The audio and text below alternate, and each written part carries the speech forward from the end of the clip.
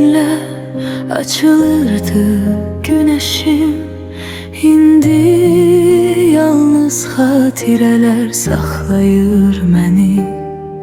Gözlerimde sular, ürəyimdə fırtına.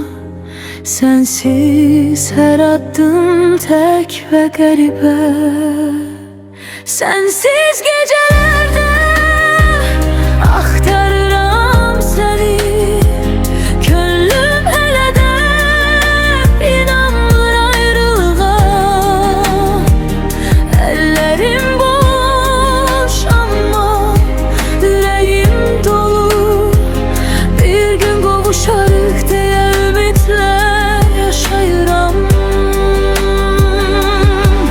Qəlbimdə səni çağıran min nağıl, hər eşqimdə sən varsan, hər düşdə yalnız.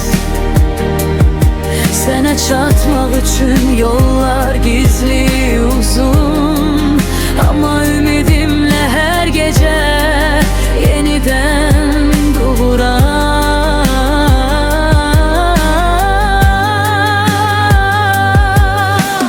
Bəlkə bir gün baxarsan göyə, orada mən səni gözləyəcəm səssizcə. Ürəyimdəki sözləri bilirsən, sensiz heç nə tamam deyil bilirsən.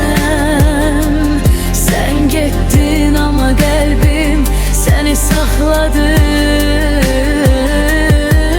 Hər addımda səni xatirənlə doldu dünya.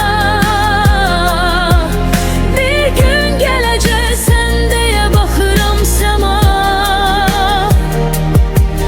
Ürəyimdəki eşq heç vaxt solmayacaq, inan mənə.